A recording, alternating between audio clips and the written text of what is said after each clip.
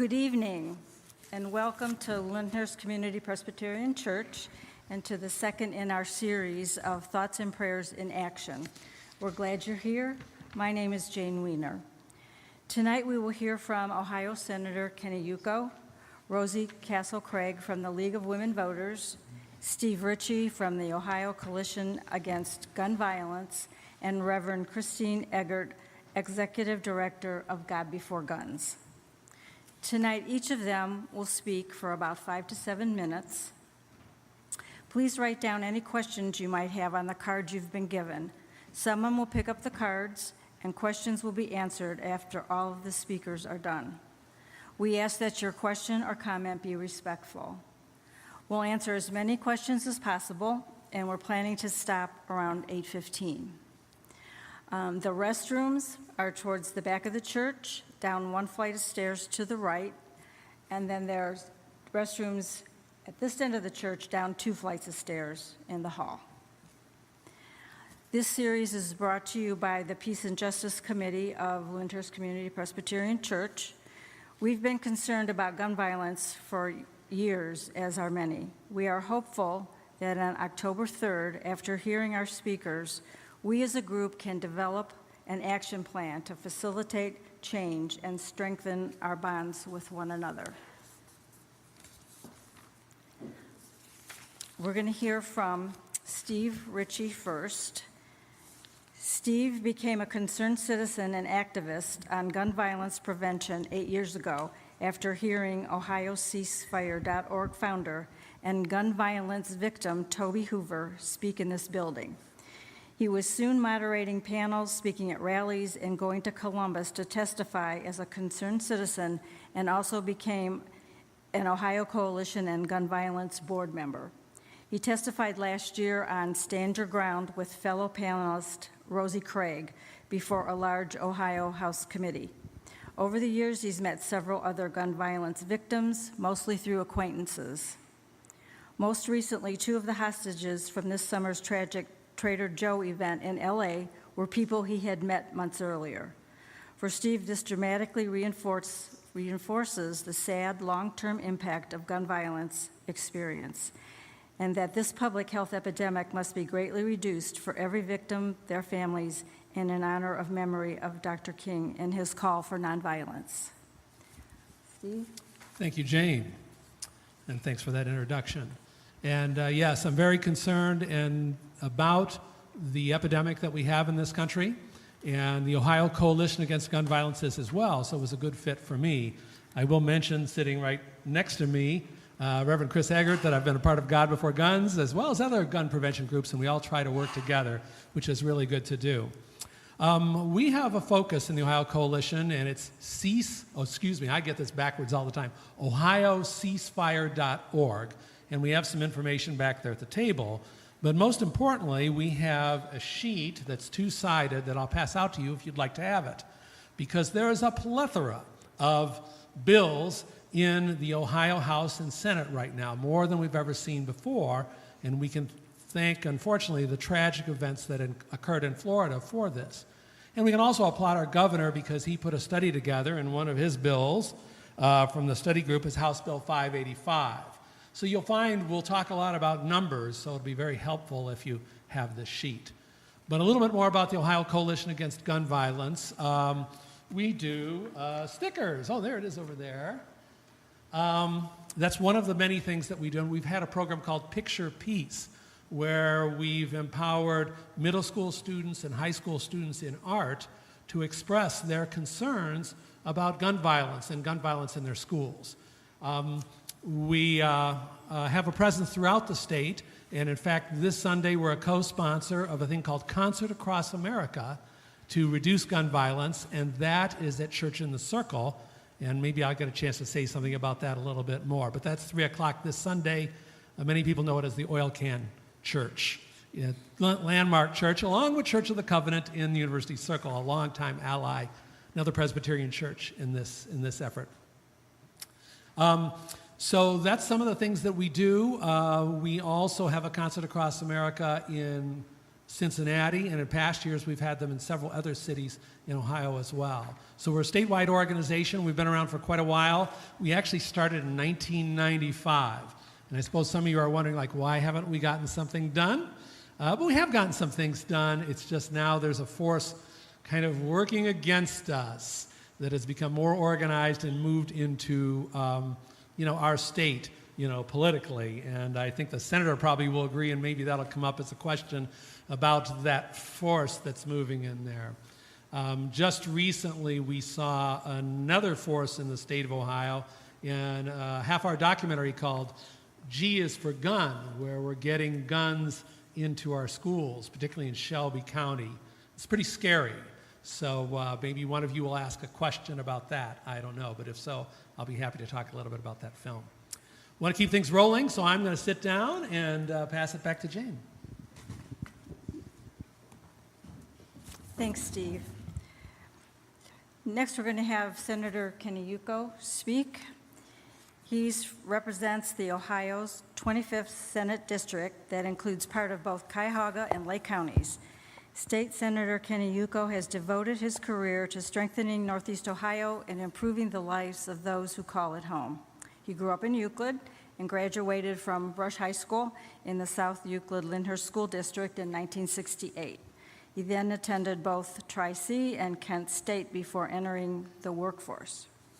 After 25 years as a union organizer, he successfully ran for state representative in 2004 and has been working for the folks in his district since then. He resides in Richmond Heights with his wife, Pam. He has 2 grown children, Rocky and Angela, and 3 grandchildren. Thank you for being here. Thank you very much. Good evening, everybody. Well, it was kind of exciting for me to pull down Mayfield Road, and as I was about to turn into the driveway for the church, see the signage on City Hall across the street. And it talked about gun safety, and that gun locks are available free to the residents of the city of Lyndhurst if you just walk into the Lyndhurst Police Department and ask for them. And I think that's long overdue, and I wish more and more communities would do that. I grew up most of my life here in Lyndhurst on Kenton Circle off of Brainerd, and then when I got married, I bought a house on Wilshire, not too far from here, probably about a 2-minute walk. I used to represent the city of Lyndhurst as a union representative for their building department, service department, and finance department. So I spent a lot of time over at City Hall and with the police department. I knew all the judges from the Lyndhurst Municipal Court. I got to listen to a lot of the stories that transpired over the years, and a lot of them involved the use of guns. Fast forward, then we get down to the State House, and I don't have an exact count of all these bills that are on here, but there are an awful lot. That's the good news, bad news scenario. It's an ironic situation that we have a situation that there's a lot of Republicans who support a lot of these bills that could pass them very easily because they have a supermajority in both the House and Senate. But they're not passing them, if you noticed. If you also notice, we have a lot of bills that are going to expire at the end of 2018, which means if we don't have some action on these bills between now and the end of the year, they're dead. They're going to have to start all over again in 2019. So where are we at? In the Senate or in the House, they lost their Speaker of the House 5-6 months ago, and to a little bit of a scandal, he left office. They did not replace him for several months, and as a result, very, very, very little activity is being done in the Ohio House. Now, we took a break. It's an election year, so traditionally every other year, before the season comes to an end here, we spend most of the summertime on the campaign trail, campaigning for our respective offices. So we schedule one session date usually for sure, maybe 2, which we did 2. We did the 25th and 26th of September as our session dates for the fall. And the House has canceled both of theirs. So they will not be meeting, which means they will not be meeting until after the election. The election is late in November for election standards. So by the time we get back after the election, they come back, and the next week after, if we hear any legislation, the following week is basically shut down because we take all of the incoming state representatives and newly elected senators, and we have a training session all week across the street, and many people that are in leadership I'm the Senate Minority Leader, so I know I'm going to be over there probably every day talking to the incoming members about what to expect as they enter the field of state government. So that day is lost. Right afterwards, we have Thanksgiving. And that Wednesday is usually deemed a travel day, so quite often we don't have any session or committees on it Tuesday either. So another week that's lost. And I've got news for you folks. People say, well, we have 4 more weeks left in the year. We're not going to meet in between the week of Christmas and New Year's. It's just probably not going to happen. And we're probably not going to meet the week before Christmas either, because a lot of people leave town to go home to their families or out of town, wherever they want to go. So the opportunity we have to pass some of this legislation is becoming smaller and smaller and smaller. So that's the downside, whether the legislation that you agree with, what you don't agree with. I can guarantee you one bill that will guaranteed not to pass. And that's because it says to permit a CCW license to carry handguns in the State House. They will not allow that. They want to have guns virtually everywhere, but as they keep passing legislation to allow guns in more and more places, the one thing they also do is keep enhancing the security measures. You used to be able to come down and see me, Chris, and just walk right in, and now you have to go and you have to metal detectors, and they have the guards standing there at every entrance. They shut down half the entrances. The State House is not available as many hours a day as it used to be. And when you get this, it takes away, this is the people's house. This is your house. We work for you. You should be entitled to come down to the State House whenever you see fit and meet with us if that's your desire. But we make it very, very difficult. So these are some of the things we had to deal with. Some things have transpired. A couple months ago, I believe it was before the primary, I woke up in the morning, turned the TV on, and we saw Governor John Kasich hosting an event in the State House where he invited family members of children, of kids, young kids, think about it, who were killed in schools in the United States of America. Something when I was growing up was virtually unheard of. Of course, when I grew up in the 50s, we didn't even lock our doors at night. But my dad called it, we had Slovenian air conditioning. You kept the front door open and the back door open, and you created a breeze. That's all we had. You can't do it anymore. Nowadays, if you're working in the backyard, you have to lock your door in the front yard so nobody comes in. So times have changed drastically, very drastically. And but the governor was inviting all these people to come by and listen. And the conversation had to deal with sensible gun legislation. A colleague of mine, Senator John Eklund, who kind of leans to the right, very conservative, he spoke at that press conference basically, and he said the time is right for sensible gun legislation. And not that that's great. And then we did a story, this was before the primary, and they had a governor's debate the night before. So they had Dennis Kucinich, Joe Schiavone, Bill O'Neill, and Richard Cordray all talking about the need for that was the clip they captured on all 4 people on sensible gun legislation. And then they slipped right into a commercial for Larry Householder, where you see a man walking through a field with a gun over his shoulder. The gun was camouflaged, the hat was camouflaged, the jacket and pants were camouflaged, and he walked right up to the TV screen where you got one of these extreme close-ups, as we used to call them with my kids, and he says, "My name is Larry Householder, I'm pro-life, I'm pro-gun, I'm endorsed by the NRA, and I want to be your state representative." And when people disagree with me, he said, "I'll show you what I do." He loaded the gun, and he shot a TV set that he hadn't put out in the field. And again, he gave his name and his title and what he was running for. And I thought, and this was like a day or two after another school shooting. And you sit there and you're scratching your head saying, political correctness, timing, virtually everything about that was incorrect. And what we're really aware of then, that these pieces of legislation are going to become more and more critical.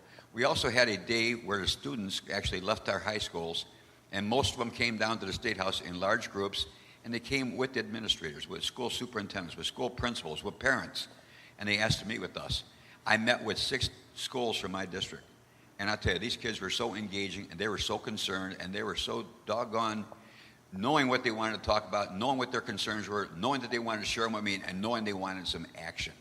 And I also had the opportunity to meet with 8 other groups because their senators weren't available for them. And I thought that the kids, after making that trip down there, they were entitled to sit down and meet with the senator.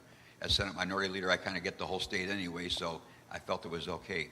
But this is the type of action that we need to do. I've said it before and so many times, Our kids make up 30% of our population. They're 100% of our future. We have to give them an environment in school that's conducive to learning and not living in fear. And that's what some of these students are doing, and express it to me in the most basic terms. And so when we know that they have those types of fears, you're not going to learn well in those circumstances. But thank you.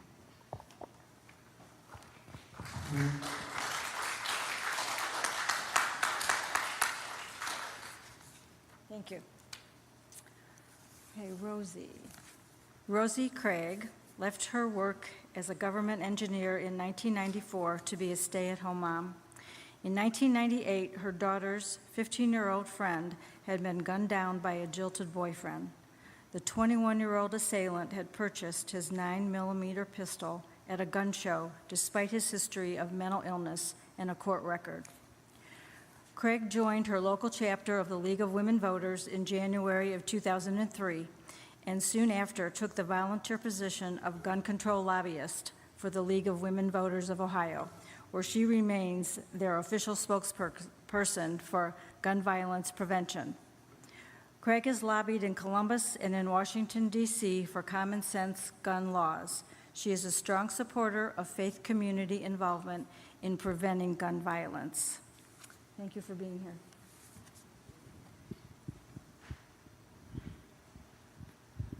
I'm always a little insecure with a microphone because I spent 12 years helping out at the playground with 70 children, and I got used to talking loud. I want to dovetail on what our senator said. I was at the committee hearings. I got involved with this in 2002, 2003.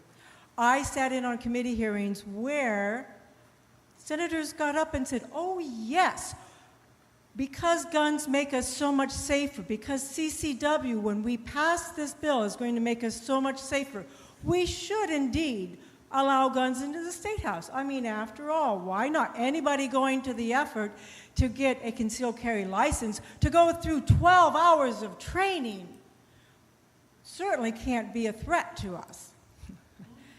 And about 3 weeks prior to the passage of the House bill that it brought us the CCW licensing capabilities, they said, well, actually, you know, we don't want to take away the duties of the Ohio Highway Patrol. We don't want to interfere with what they're doing, so we will take this out of the bill. And they've never been willing to put it back in. When I have gone down for testimony, I have teased them. And I said, you know, you guys, are you serious? Why don't you bring the guns back and let the Highway Patrol go take care of somebody else? You say you're safer with all of these bills. The fact of the matter is that Ohio gun laws have taken a really bad hit since 2004. And I always like to take people back just a century earlier to 1912. 1912 was when the Ohio Constitution was ratified. And in all of this, there was a balance. And given that Ohio was largely rural at the time, municipalities were vested in police powers. But then otherwise, there were reasons people could carry their guns, that they could carry their gun if it wasn't otherwise prohibited, as long as it was openly carried. And this follows a centuries-old tradition that says if you have a weapon, whether it's a stiletto or a dagger, if you carry it openly, we can presume, hopefully, that you have honorable intent. But if you conceal it, you don't. In the 1980s and 1990s, the NRA and the gun lobby was able to reverse that trend throughout most of the states, and Ohio was one of the last states to fall. And we created this licensing system. For a while, it looked like we could live with it until they decided to have a CCW cleanup bill. That was in 2006. And in 2006, they preempted the city's abilities to have their own police powers. And then in 2010, I think with Cleveland versus the state of Ohio, the Supreme Court, along party lines, upheld the idea that municipalities could not pass their own gun laws because we had to have uniform laws throughout the state. But of course, in a supermajority that wanted to have no common sense gun laws, they never passed common sense gun laws and haven't. And again, we have the laws on the books and the chances of seeing anything pass that would ban assault weapons, ban bump stocks, require background checks at gun shows, accountability, child access prevention, where somebody who carelessly leaves their guns accessible to a young person who takes that gun to school and shoots somebody. Well, make the parent go face the judge, not just the kid. Those laws have languished. And meanwhile, we have had our CCW laws continually promote more guns, more places, with less consequences. And the ruling in 2006 meant that that provision in the original Ohio Constitution, which was there to balance things out, then became the law of the state, which said, we are an open carry state. After the Parkland shooting, the sheriff said, hey folks, if you see something suspicious, report it. Well, guess what in Ohio? In Ohio, we have a gun-carrying person can carry their gun concealed if they have a license, and if they have no license, they can carry their gun anywhere in public that they are allowed to be. So somebody can walk down my street, heading off to the elementary school, with a loaded AK-47, and they have not broken the law until they either take aim or till they step onto the school property where guns are not allowed. This is the elephant in the room that nobody's talking about. What do we do about open carry? What do we do about carrying, concealed carry? And right now, my biggest concern is that in front of the Ohio General Assembly, it's my understanding, and I hope I'm wrong, the most likely gun bill to see movement would be a stand your ground bill. Stand your ground bills shift the burden of proof from the person who's used lethal force and hurt somebody to the prosecutor to try to prove that their self-defense was not warranted. We have no problems in Ohio right now that indicate that our law should be changed. But the problem with stand your ground bills is that it's not just whether or not somebody who uses deadly force is held to account to whether or not that force was warranted. But if you think about what is true justice, how is there true justice when a loved one has been taken from you from gun violence? The problem is what we have seen is when lethal force is more accessible, more legal with fewer consequences, we've seen more of it. And so of all the things we need to be very much mindful of and aware of is keep your radar open, keep your radar on and tuned in, because we do not want to have a stand your ground bill in Ohio. Thank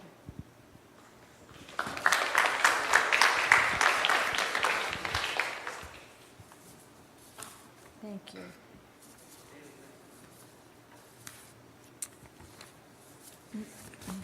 And finally, we have Reverend Christine Eggert, who's the Executive Director of God Before Guns, a multi-faith coalition of individuals and faith communities working to reduce gun violence based in Cleveland, Ohio. Her gun violence activism has brought her into many faith communities, the State House in Columbus, and the halls of Congress. Reverend Eggert is a graduate of Christian Theological Seminary in Indianapolis with a Master's of Divinity and is ordained in the Christian Church, Disciples of Christ. Reverend Eggert served churches in Indianapolis until she moved to Cleveland to become senior pastor at Disciples Christian Church in Cleveland Heights in 2007, where she served until her retirement in 2015. She is a frequent guest speaker. She and her husband, David, are the co-founders of God Before Guns. They are the parents of 4 grown children and 2 young grandchildren. Thank you for being here. Well, this is my first time to be here at Lyndhurst Presbyterian to speak on the issue of gun violence, but it's not my first time with any one of the three people that I'm seated with. When we first started talking about what to do about gun violence, when I was pastor at Disciples Christian, I think the first person I sat down with to talk to was Steve Ritchie, already doing the work with the coalition. And then very soon after, I heard Rosie Craig give testimony of why she was involved in this work. And I have been to Senator Yuko's office here in Lyndhurst and in Columbus, and have been left a few voicemails over the last few years. So I'm very familiar with these folks in dealing with this issue. And, you know, we all have great respect for each other and the work that we do, and we probably would enjoy one another's company if we were talking about anything else other than gun violence. But I think we all look forward to the day when we don't have to see so much of each other, because this is a tough issue. That day will come, but we're not there yet. We're not there yet. We're not even close. Because on any given day, 106 people die in our country from gun violence. That, if you do the math, it's 39,000 people a year. Those are the latest figures from the CDC based on 2016 gun deaths and injuries. Along with those 106, every day another 318 are likely to be injured with gunfire. Now the figures for gun deaths and injuries were relatively flat for about 10 years, but they've started going up again. And they've started going up again pretty rapidly. The country in 1 year saw a 28% increase in gun deaths.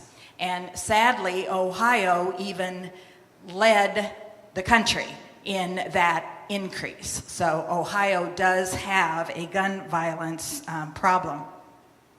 While these deaths and injuries, while that toll is climbing, at the same time, our Congress and our state legislatures have been passing increasingly lax legislation about guns.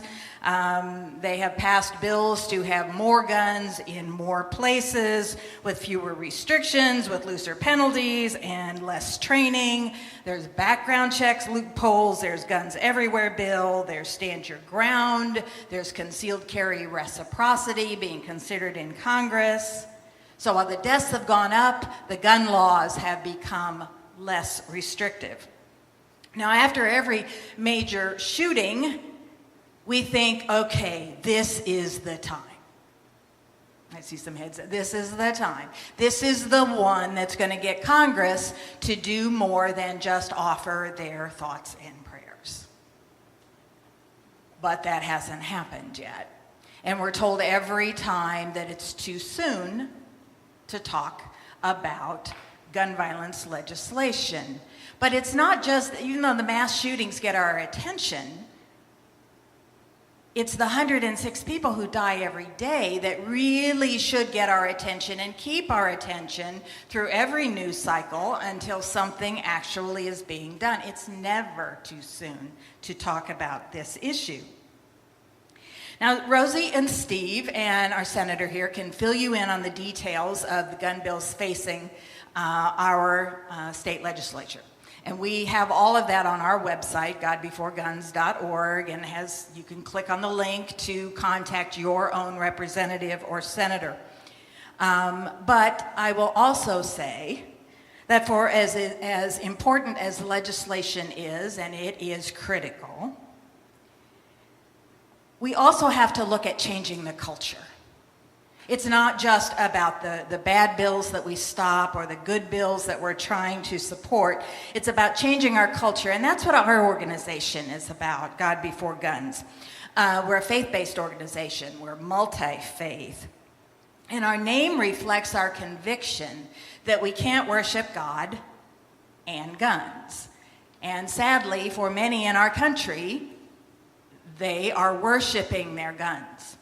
But as people of faith, we know that there's something larger out there. Yes, there's a Second Amendment in our country, and we are law-abiding citizens, but we believe in a greater law. We believe in a greater commandment. And as persons of faith, we believe that we're called to stand up and speak out against any acts of violence against any of God's children. So we believe that our work must be about legislation, but it must be about even more than that. We need to not be looking at how we're fearful of other people in our country, maybe those who don't look like us, and so we have to be armed everywhere, all the time. People of faith are told not to fear. Our organization is multi-faith, but I am Christian. And so I follow Jesus, who tells us all the time, over and over and over again in the Gospels, do not fear and to love even your enemies. But I also know that all major faiths in the world believe in peace and nonviolence. You can find on our website, we have statements from all major religions and also from all the denominations here in our country. And I will say, for you Presbyterians who are here, you have been leaders on this issue for a very long time, so good for you. But as people of faith, we also realize that gun violence is a major injustice. And we're supposed to be working to break down those injustices. There's a disproportionate number of young black men, young men of color, who are killed by gun violence. A disproportionate number of women with children involved in domestic violence situations who are dying from gun violence.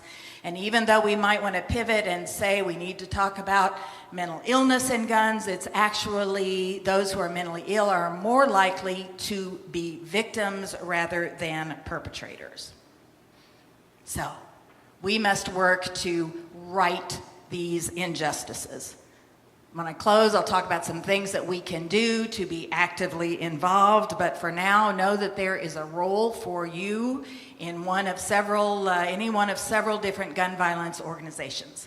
I appreciate ours being invited tonight to be part of this panel. Thank you.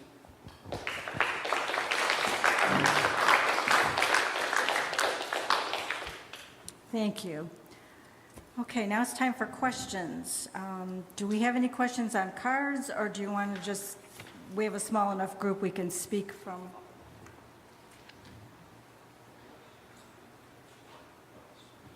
While you're thinking about that, did everybody get one of these that shows the bills?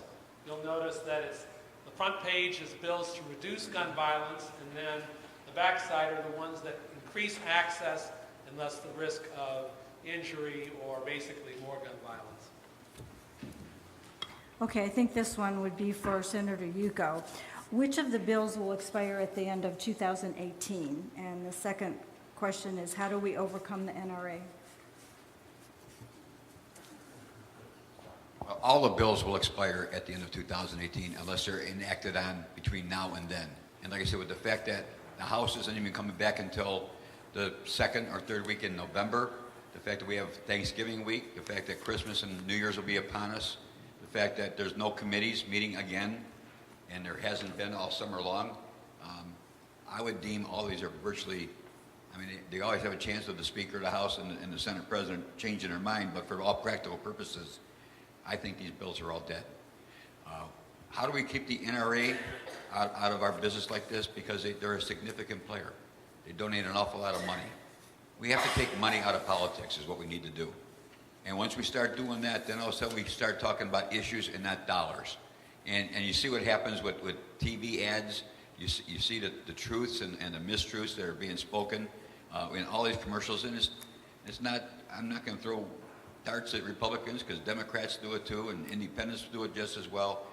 We got to stop all this. But we take money out of politics. You're going to take these special interest groups that spend tons of money in political races where they have no business. And that's one clear way to take groups like the NRA out of this equation.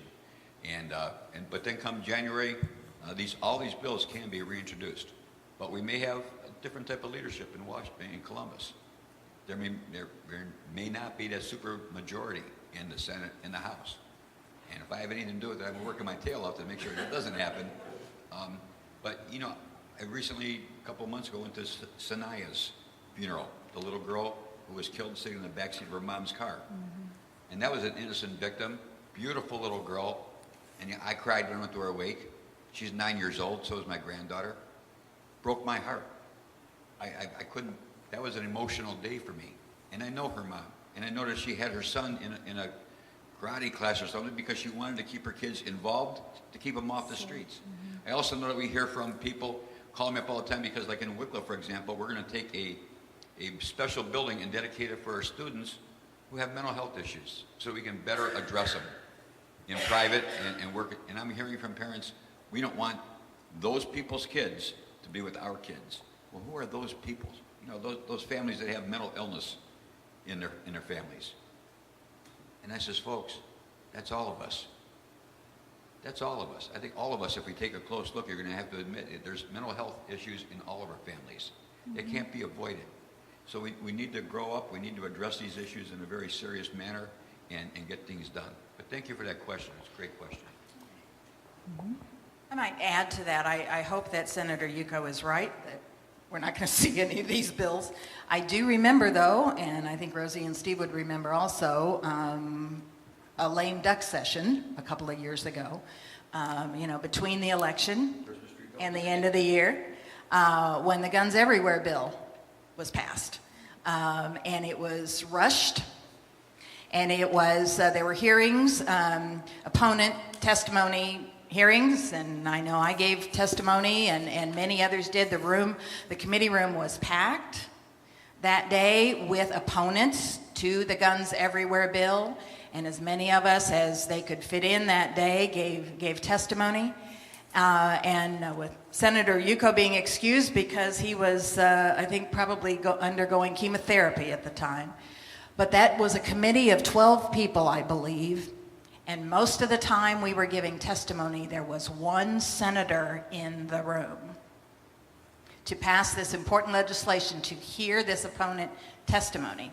So the room was packed. We did what we were supposed to do. The bill passed during lame duck. So I hope that it's the case that these bills die this year. We can gear up again for 2019. But be paying attention during the lame duck session because a lot can happen.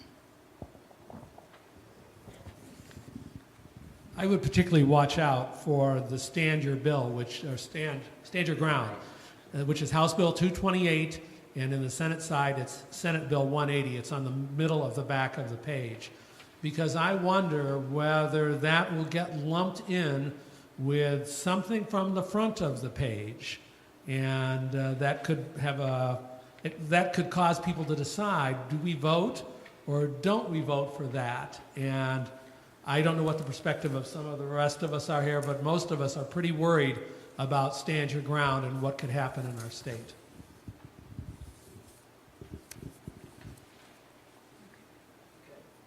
Other questions? Go ahead.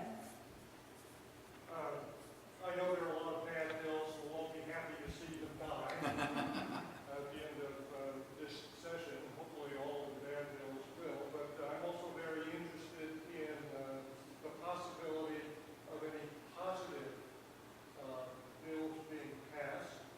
I know the one in particular has the support of the governor and some Republicans, House Bill 585. I had a chance last week to hear Representative Kennedy, who was here, a Republican from the Dayton area, whose name is on this bill, one of the Republicans supporting this bill. And again, the senator's Republicans is supporting this bill. The governor is supporting this bill, I meant to say. This bill has some good things in it. I'm wondering if this bill has a chance.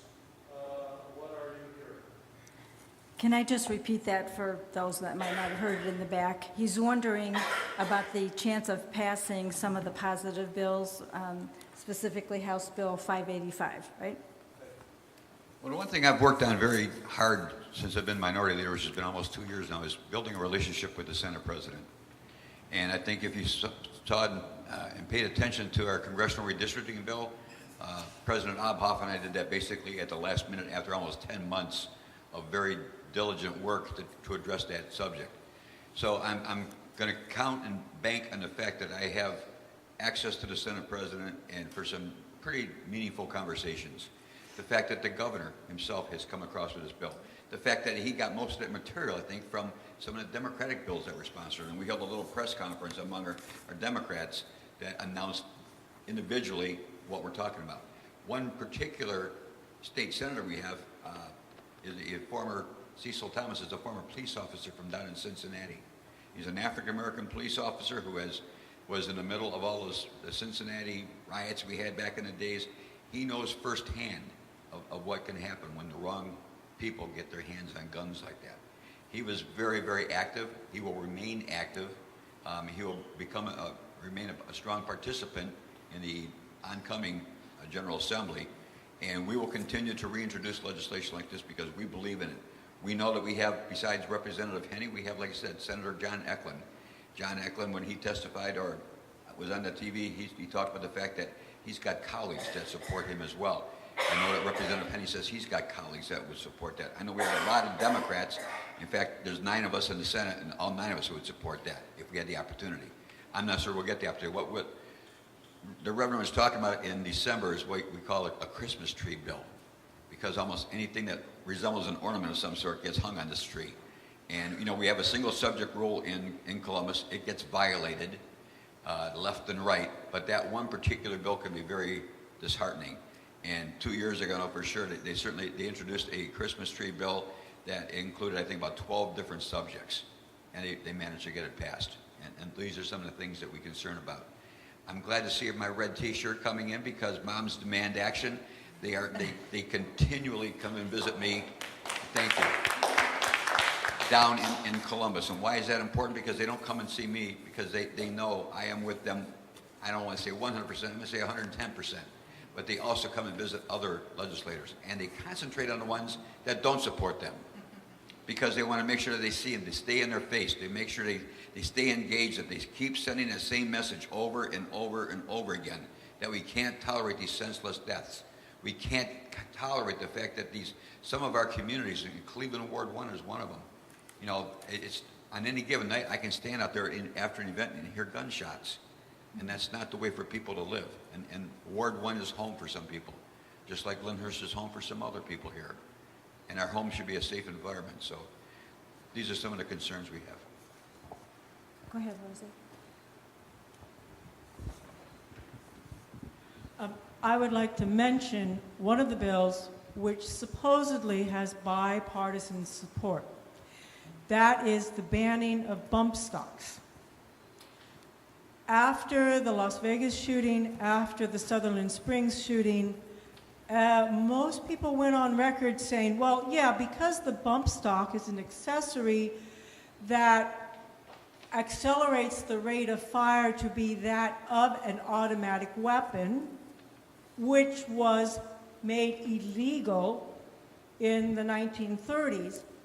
There have been people saying that, oh, well, yeah, I have no problem with bump stocks. The problem is that people are saying that, but when Columbus tried to ban them in a city ordinance, they were rapidly taken to the Supreme Court, and the Supreme Court did not, and the Supreme Court upheld the people objecting to the law. And I'm not sure that, you know, I finally decided I got to find out what one of these bump stocks is. And I have a video. There were videos that you could tap into, and you probably can get into them off of YouTube, that are truly terrifying as to what a bump stock is. A bump stock is a movable shoulder part here that once you get one to start to fire, the recoil bounces the gun back and forth against your shoulder, and you hold the finger stationary. The thing is that on these videos, you could see how fast They can empty a 20-round clip, a 30-round clip, and an even larger drum. The whole idea behind CCW is I need a gun to protect myself. The hypocrisy is to have a CCW licensing program and do nothing about bump stocks, because believe me, once somebody starts shooting with a semi-automatic weapon that has military-style features to dissipate heat, once that bump stock gets going, there is no way anybody can get a shot off. Okay? So the hypocrisy is that all of this stuff, like stand your ground, we need to have stand your ground so that we can protect ourselves. We need to have CCW so that we can protect ourselves. But the same people that are saying we need to protect ourselves and our families as a fundamental right are done absolutely nothing about bump stocks. Again, this is another elephant in the room that's not been talked about, but supposedly there's a lot of Republicans out there that say, oh yeah, I don't think we should have bump stocks. But they're not doing anything about it. So again, if people say that they, you hold people to what they say and bring it up. Don't let people forget about what a bump stock really is. Senate Bill 219, Senator Cecil Thomas. Call your legislators.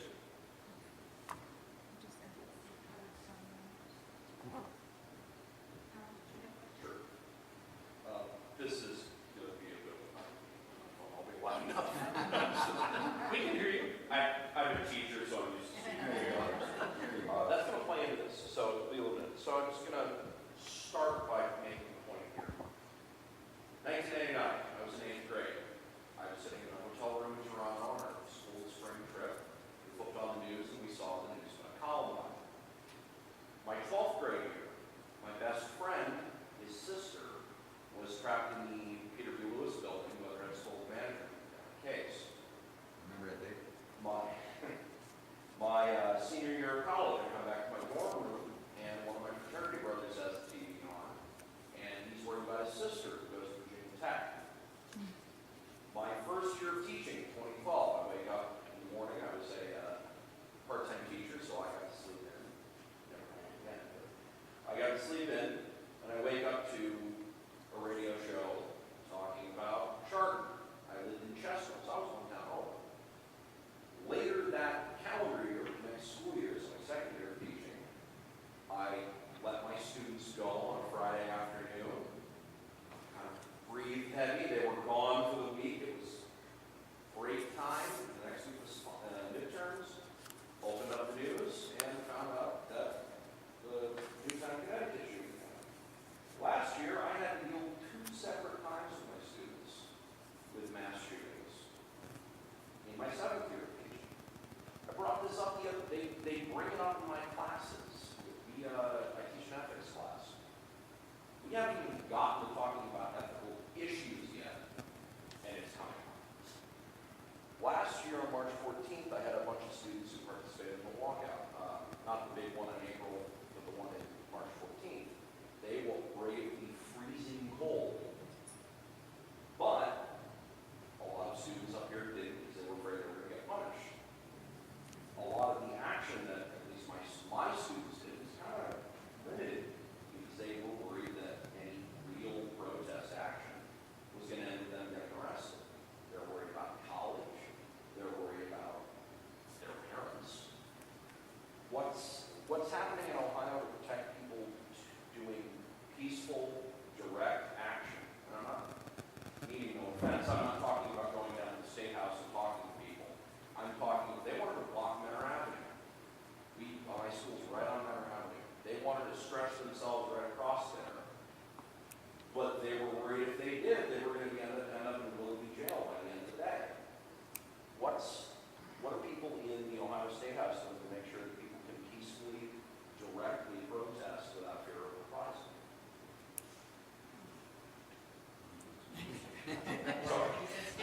That's you. Yes, I guess it is me. You know, I have participated, besides going to or having the schools come to me, we let it be known to some of the schools that had reached out to me and said, listen, we wanted to get our students down there, but we just couldn't.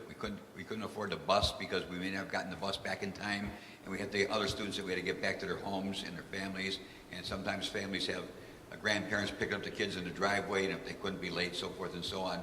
So I started doing visits, and as word got out that I was doing visits, I not only stayed in Senate District 25, I went to districts all over the place. And something else, we seem to get focused on school shootings and stuff like that. But yet the other day on Fox 8 News, they showed a story of the young woman who was the recipient of the first face transplant. I don't know if any of you saw it on TV. But apparently she was depressed over some health and a breakup of a boyfriend or something like that, and she found in her brother's room a gun, and she went into her parents' home and locked herself in the bathroom and put the gun here and shot. And it virtually blew her whole face away. And they showed pictures of her, what was left of her face, and it was horrific. And then they showed her after she had a face transplant, someone else's face that they were able to put onto her body. So as the mother was saying, doesn't look like my daughter, but I can feel it in my heart that she still is my daughter.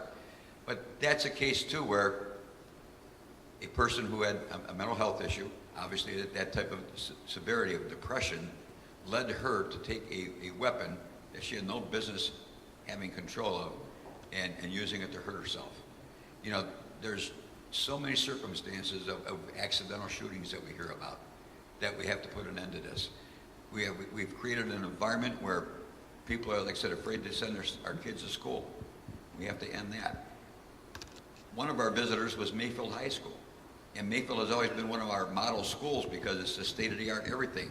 And the students said to us, they showed us a video at Mayfield High School that said if there's a shooter, immediately find a place in the classroom where you can go and hide behind a wall so the shooter can't see you.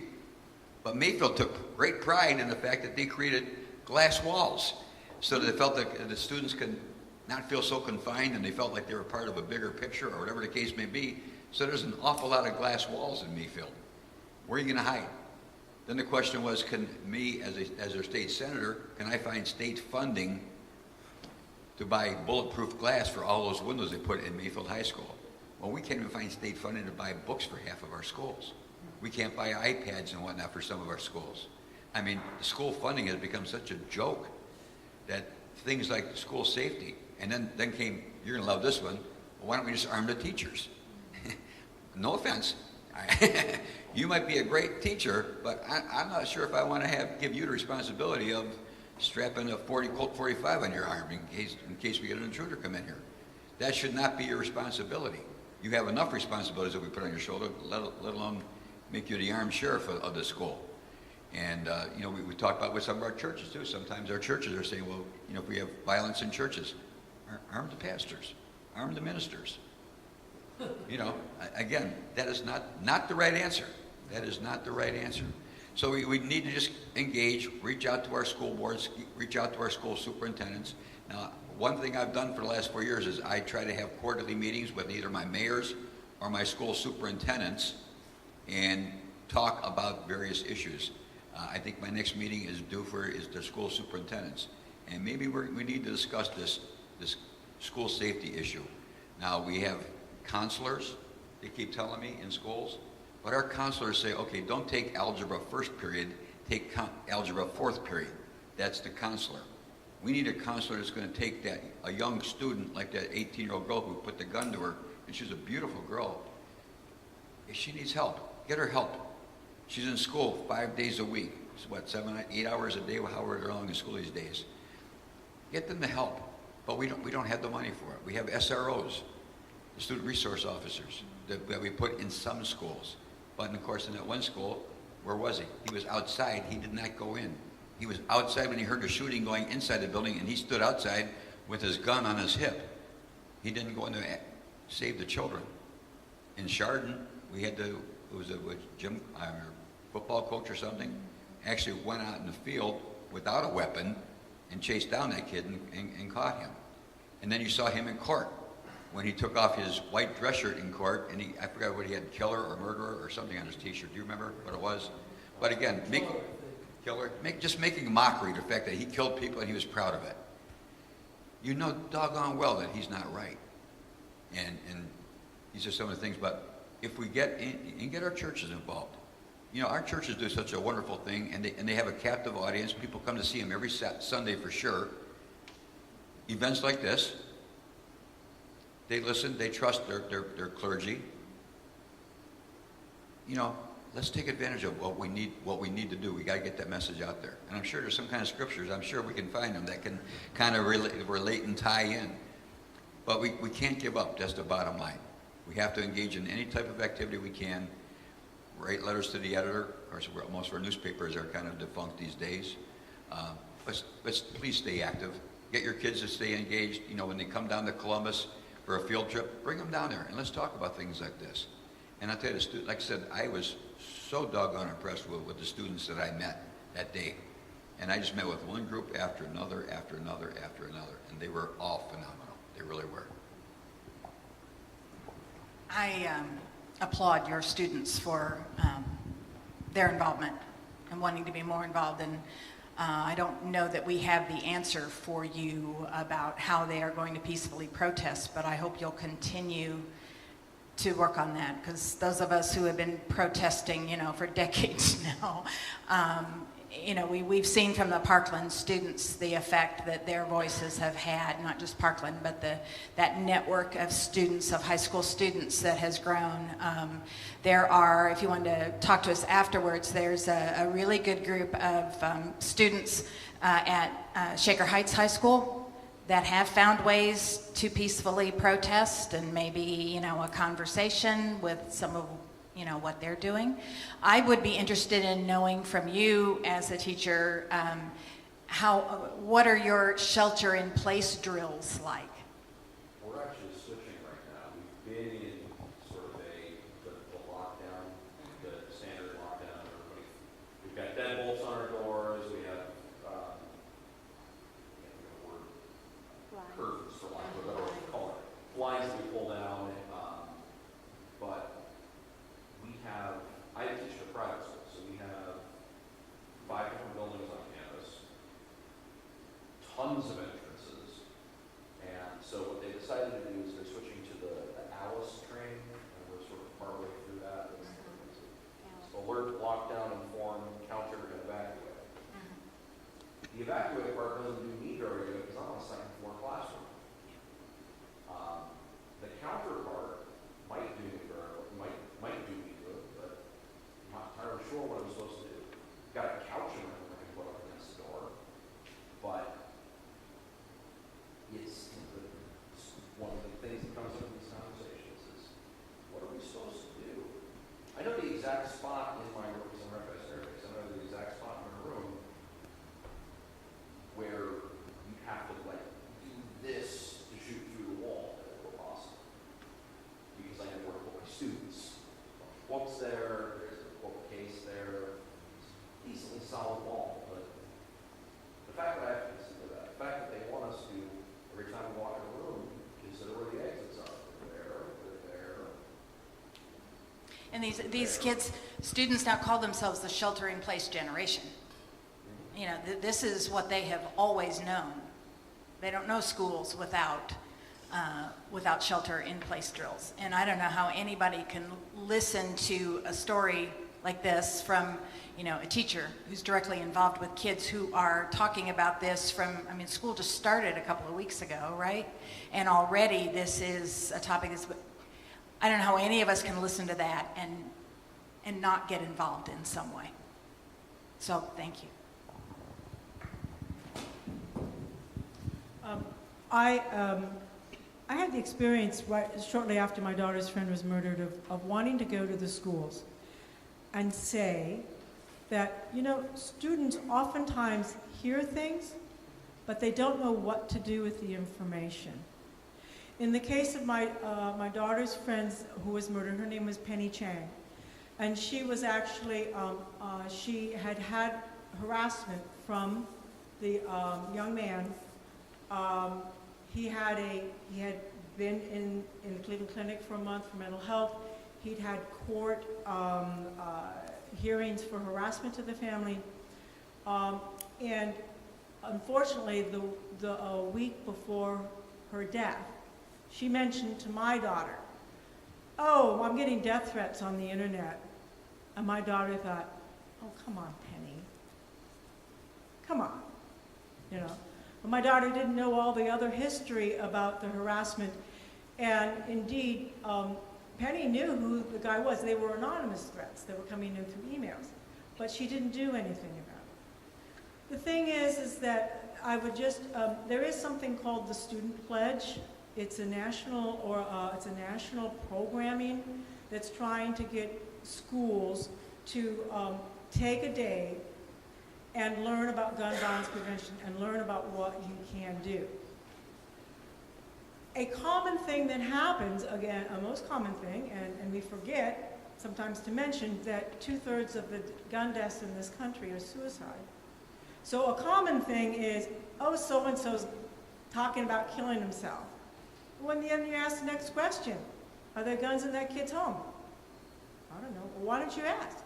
Or can somebody ask the parent? Or if you hear of something that concerns you, what's the phone number of the person that you trust that you can call? Would you call somebody at school? Would you call somebody at church?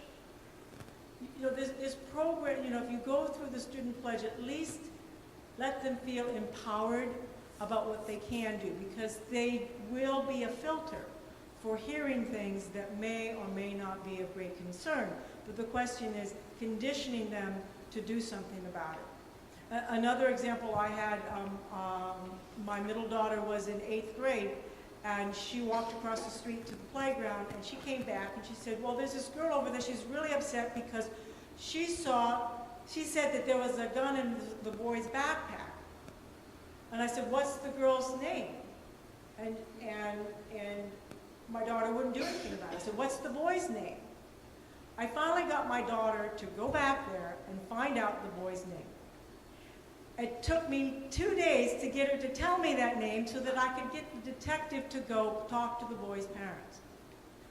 A lot of times kids are afraid, and it's hard for them to step out of that shell and say, oh, you know what? This is something I need to tell somebody about.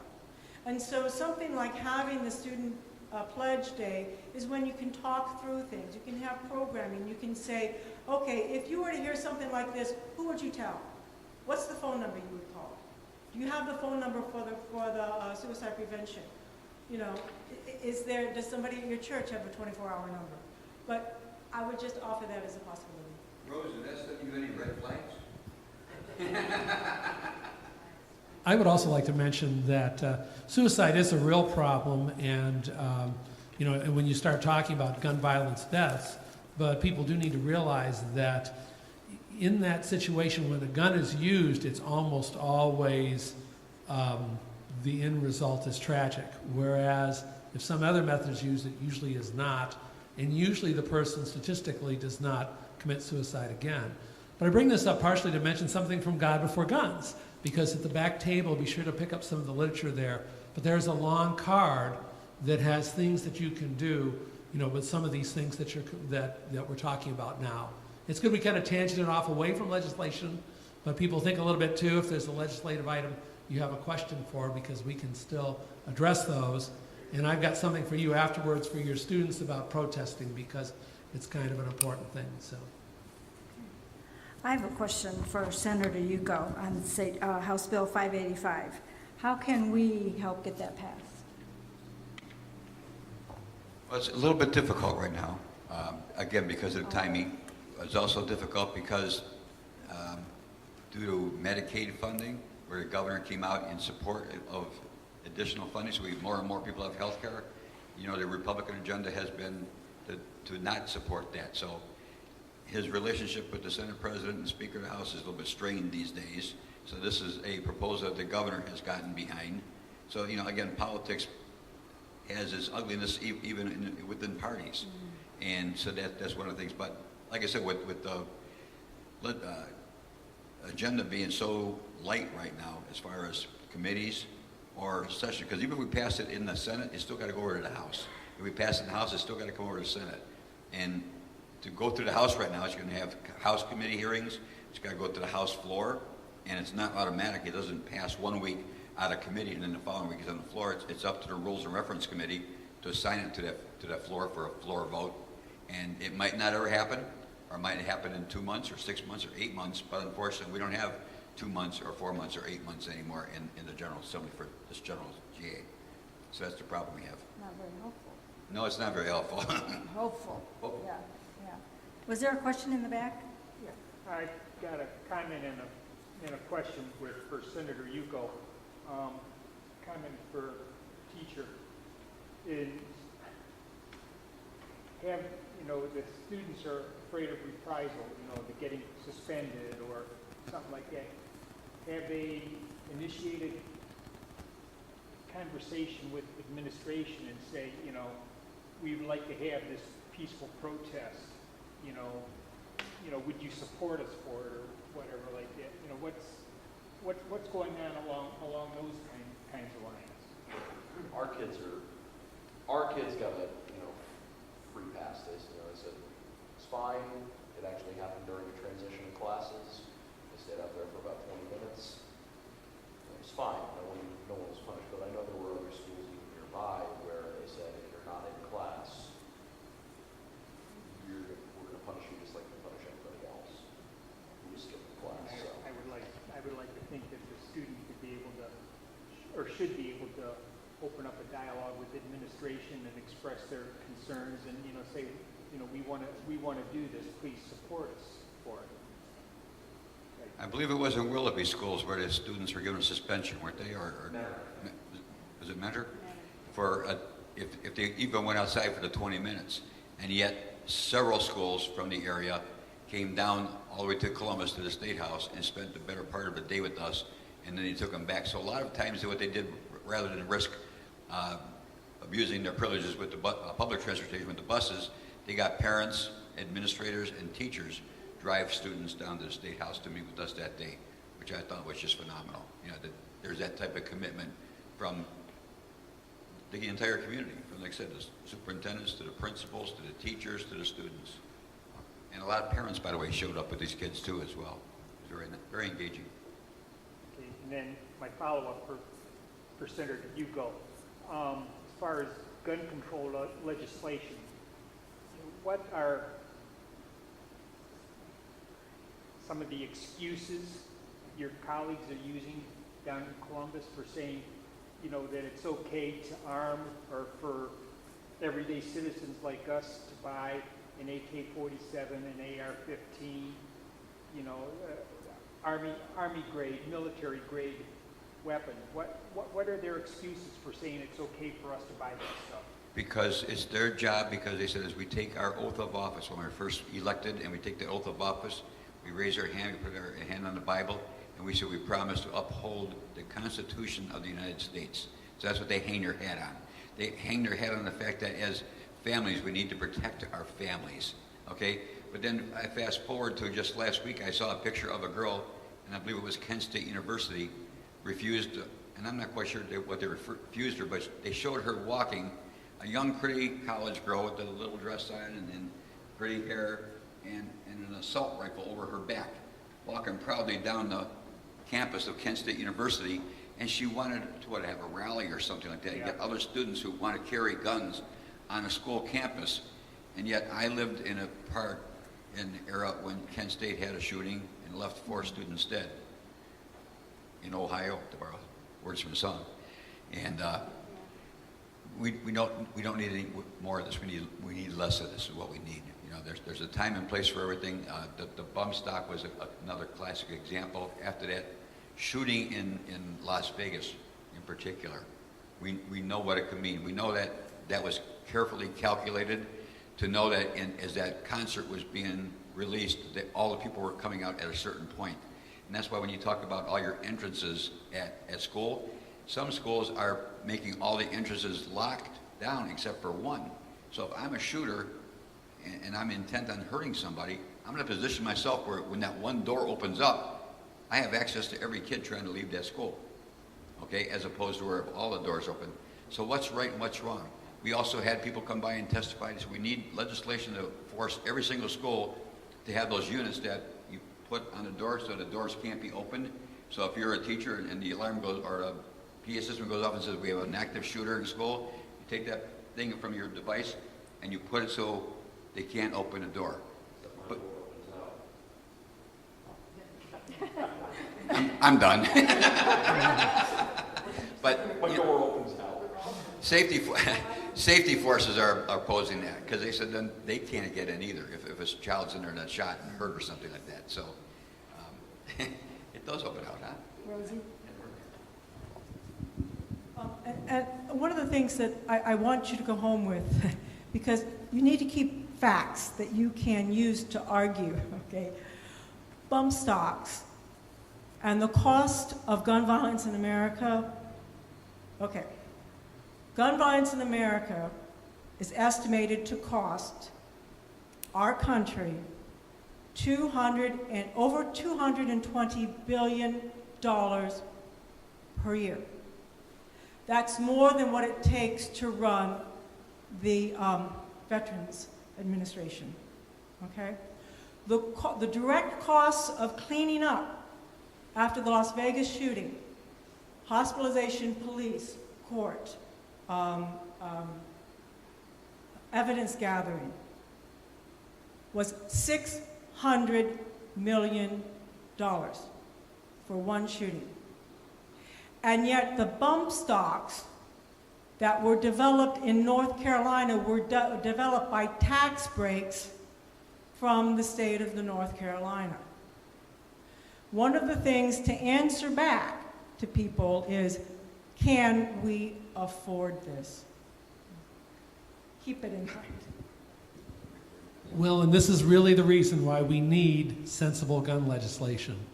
We haven't talked a lot about other states or the federal level, but in states that have sensible gun laws, it does work. There's an exception in Illinois because people go across the line to Indiana, but by and large, throughout the country, the sensible legislation does work, and we just desperately need it when we add the cost up.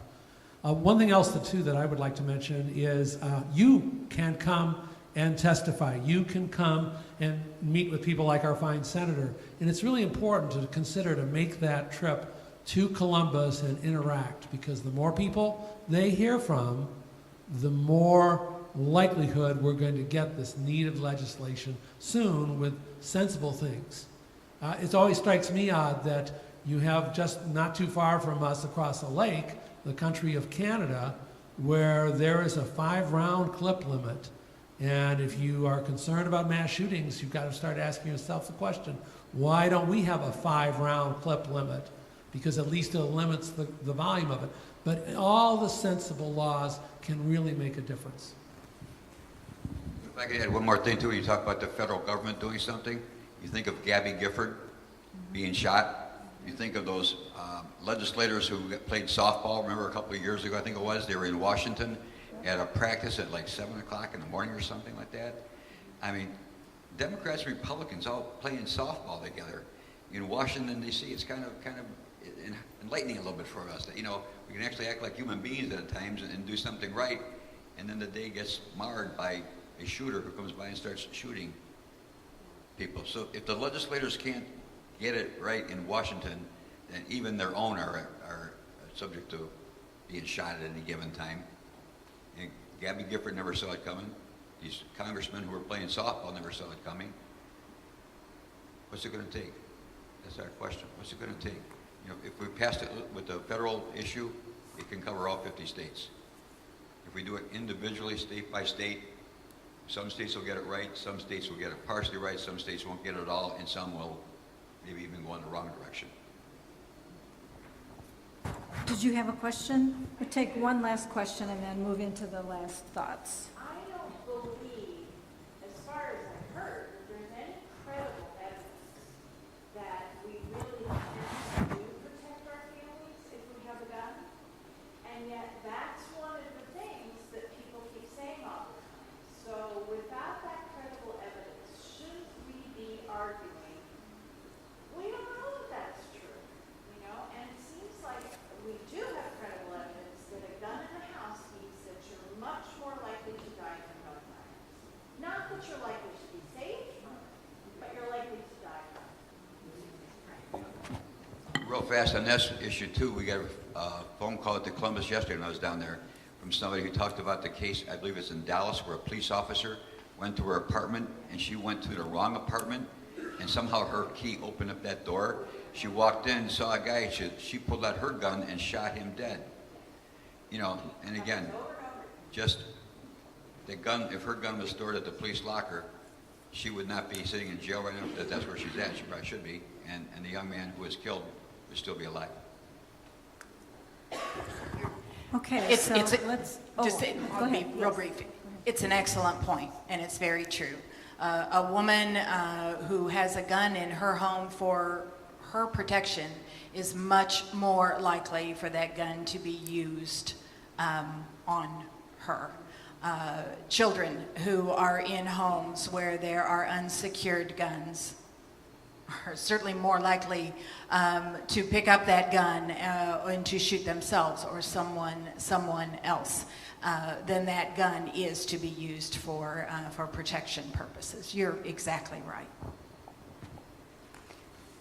Okay, so we're going to take a minute or two for each of our guests to have a last thought. So Steve, you started. Why don't you start this? I'm going to take my minute or two because I think we've covered the subject well, but don't hesitate to visit our websites to get up-to-date information and keep a real close watch on what happens after Election Day. But before Election Day, we haven't talked about being registered to vote. There is, I think, a form or two back there, and please realize that if you've moved, you need to change that, and that's an important thing. All of a sudden, you could find that you aren't able to vote. Just to mention a couple coming up events too. I said earlier that this weekend on Sunday, we have the Concert Across America here in Cleveland, and so please think about that. That's what the flyer looks like. You can grab one of those, and that's down at Church of the Circle, and it's going to be really a fun event. The distinguished gentlemen of the spoken word will be there. We've heard them numerous times, and yeah, they're great. And so, yeah, please consider that. And also, Moms Demand Action, I think, is doing a postcard writing event in Brecksville this weekend, Saturday at 2:30, and you can probably find out information from the Cleveland chapter. So, and there'll be more events coming. Oh, yes. Yeah, afterwards.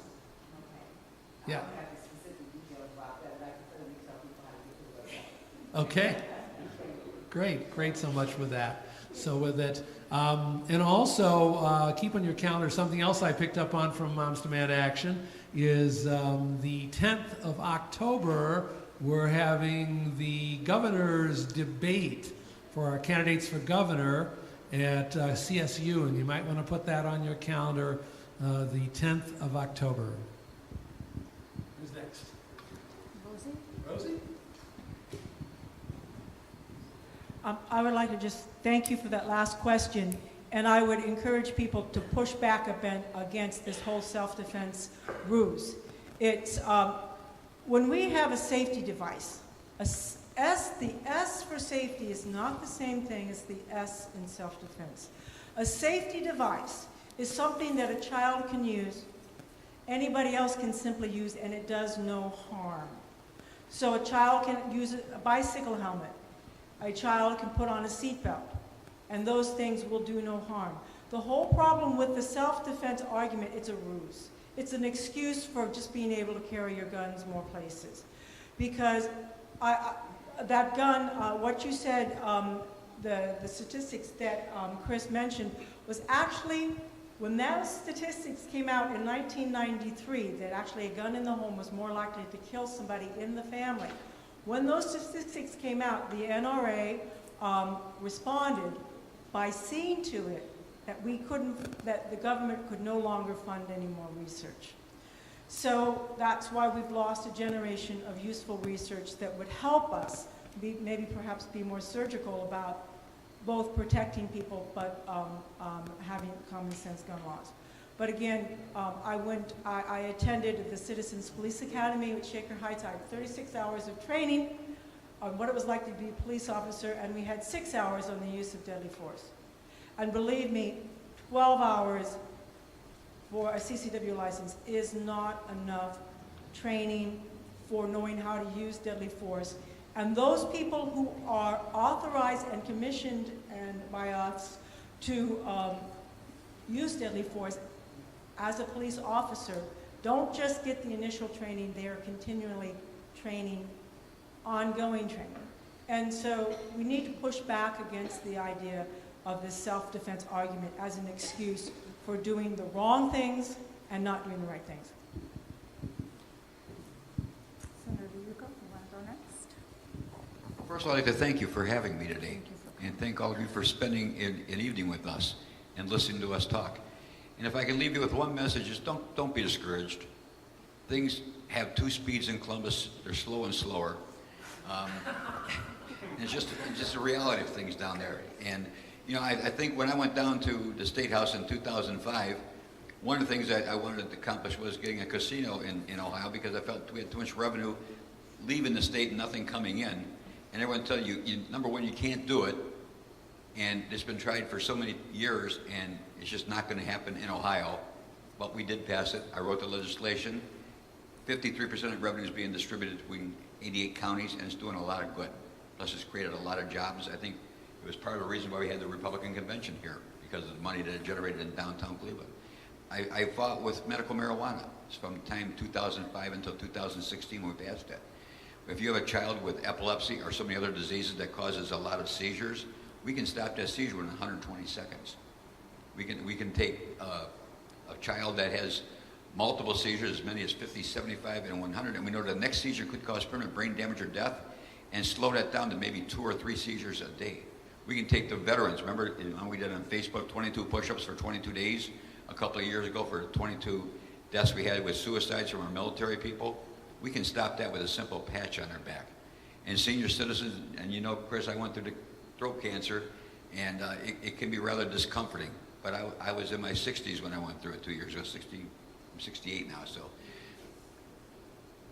Think about it if you're in your late 80s or 90s and you're going through that excruciating pain, and you just kind of want to give up. And we heard that story from so many people, because the pain is just not worth it. Well, we can make that pain go away.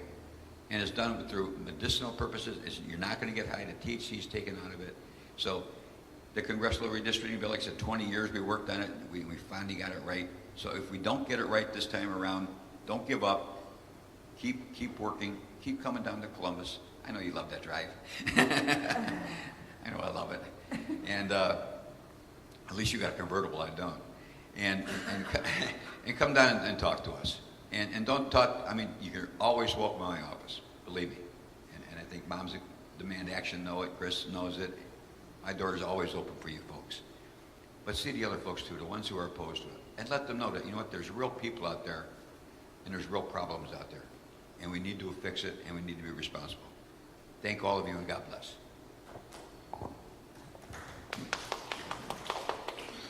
I guess I would close first by asking all of you, have any of you been affected by gun violence? Do you know someone who has been injured or killed by a gun?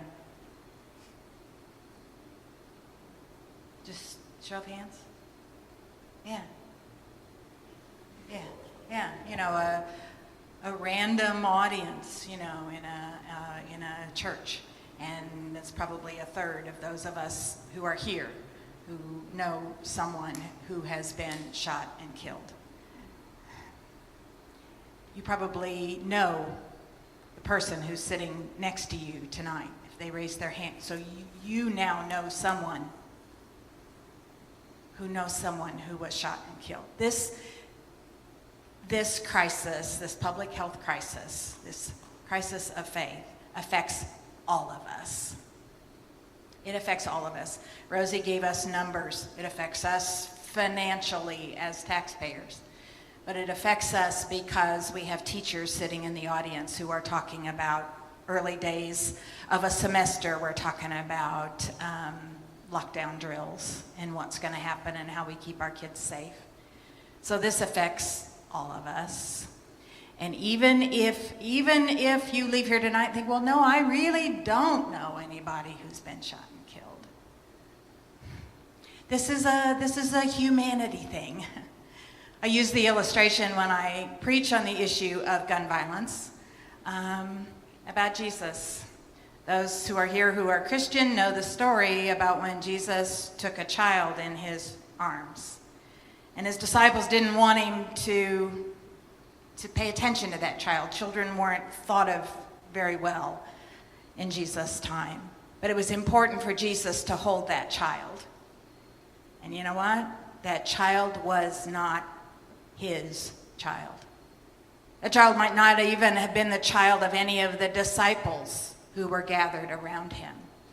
It didn't matter that that child wasn't his. Jesus cared about that child. So all of us, if we want our children to be able to grow to their potential, and I know that all of us do, this is an issue for all of us. So I thank you for the invitation to participate on this panel tonight. I hope you'll visit our table in the back. And the issue of gun violence needs your thoughts and prayers, but your thoughts and prayers need to lead you to action. Thank you. Thank you for being here. Well, thank you all very much for being here, for answering the questions, and thank all of you for coming. Next week, Wednesday evening, same time, we will have representatives from the South Euclid Police Department and the Lyndhurst Police Department, and a school resource officer from the South Euclid Lyndhurst schools. So we hope you'll come back and bring a friend. Thank you.